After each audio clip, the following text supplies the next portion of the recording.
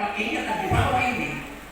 Tapi kenapa kain kapan ini di sini letaknya, bagian kepala ini di sini letaknya? Barulah Yohanes sadar apa yang dikatakan oleh Tuhan Yesus, bahwa hari ketiga dia akan bangkit. Bergantilah suasana pemahaman dan paradigma. Bergantilah konsep berpikir bahwa Yesus tidak lagi ada di situ dan akan membusuk, tetapi Yesus sudah bangkit. Ini membuat dia sebuah gairah dalam kehidupan, ada kembali semangat dalam kehidupan, dan mereka kembali berlari memberitahukan bahwa Yesus sudah bangkit. Kita kupas sedikit lagi, siapa itu Maria Magdalena? Menurut kitab Injil Lukas, Maria Magdalena adalah seorang perempuan yang darinya Tuhan Yesus mengusir 7 roh jahat. Jadi memang dia pantaslah, begitu teringat betul, begitu dia terkesan betul, dia merasa berhutang betul kepada Tuhan Yesus tanpa ada rasa takut dan patuh. Dia pagi-pagi masih gelap, seorang perempuan pergi ke kubur, tentu tempat yang sangat sepi dan mungkin menakutkan. Itu yang terjadi, tetapi dia tidak masalah bagi dia. Dan inilah yang merubah suasana di dalam kehidupan para murid-murid yang tadinya mereka kecut, ibarat rumput putri malu makin kecut, seperti jantung pisang makin kecil, dan mereka semakin ketakutan. Karena apa? Karena fakta di depan mereka yang bisa membangkitkan yang mati, yang bisa membuat yang lumpuh berjalan, yang bisa membuat yang buta melihat, ini tidak ada perlawanan sedikit pun. Ibarat main bola kaki, ya 3-1 sama sekali tidak ada perlawanan. Maka bagi mereka semuanya sudah berakhir, dan itu juga yang dipikirkan oleh lawan-lawan.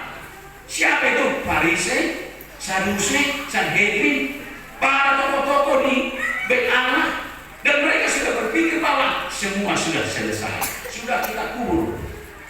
Tidak ada lagi yang bisa mengungkit, dan tidak ada lagi saingan kita. Follower yang selama ini kepada dia akan beralih ke kita. Pengikut yang selama ini ke dia akan beralih ke kita. Itu pikiran mereka. Ternyata bukan demikian. Hati manusia berencana, tapi Tuhan yang memutuskan. Dan inilah menjadi sebuah sukacita bagi persekutuan kita saat ini, dan menjadi pesan yang sangat membuat kita menjadi kuat. Dan itulah yang menjadi sesuatu bagi kita, bahwa kubur yang kosong itu mengubah segalanya. Kemudian bahwa hari itu sejarah dunia berubah selamanya. Bukan lagi kematian yang akan ending daripada kehidupan, tetapi ada hidup yang tetap.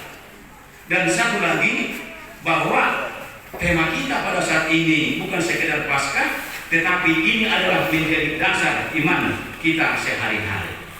Kemudian kebangkitan Kristus bukan hanya sejarah, tetapi kemenangan atas maut dan dosa. Dari 4 hal ini mari kita kupas tuntas, dan kita indikasikan bahwa kalau kita di dalam Tuhan, kalau kita di dalam Kristus, apapun upaya orang untuk membenarkan kamu, apapun upaya orang untuk menjerumuskan kamu, apapun upaya orang untuk menyelesaikan kamu, maka kamu tidak itu endingnya, maka kamu bukan itu akhirnya, maka kamu bukan itu ujungnya.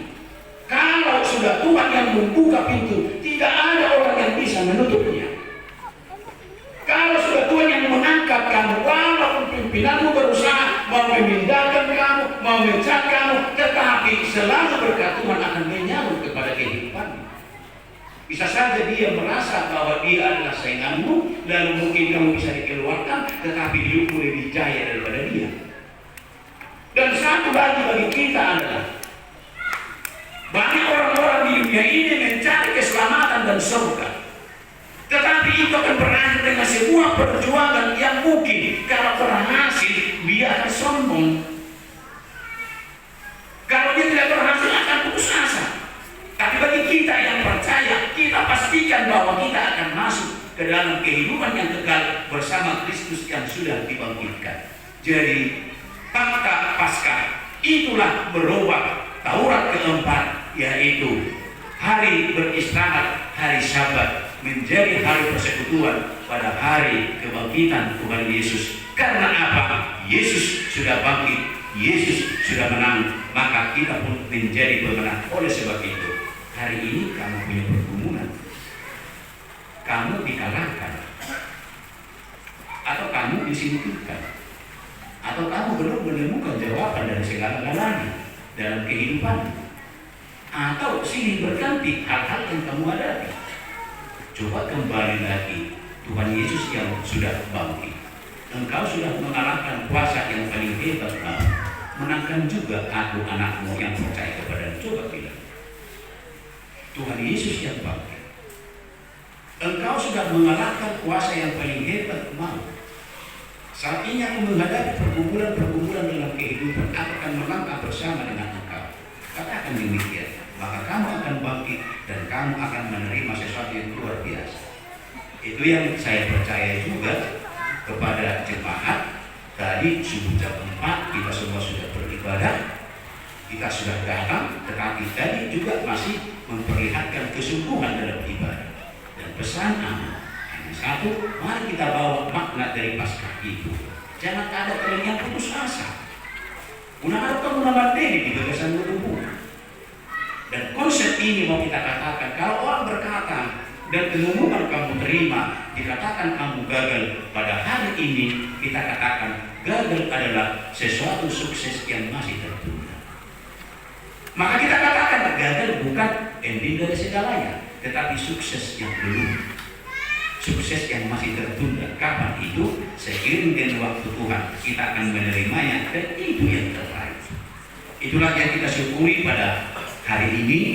Pujian sudah banyak dan itu juga bagian perenungan, dan firman Tuhan hanyalah kesimpulan. Dan kepada anak kami yang saat ini yang akan mengikrarkan iman percayanya, dan lebih banyak kehidupan anak kami di kepercayaan yang lain, dan inilah kepercayaan kepada Kristus Yesus.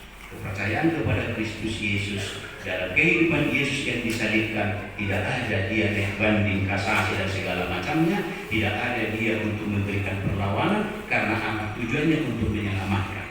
Dan dia setia. Tapi bukan kematian ujung daripada orang percaya, nanti akan dibangkitkan seperti Kristus yang bangkit, kita pun akan dibangkitkan. Jadi bukan kubur yang apa namanya bahasa kita, kubur yang jahanam itu akhirnya, bukan. Tetapi kubur itu akan kita tinggalkan, kita akan dibangkitkan. Amin. Kita berdoa.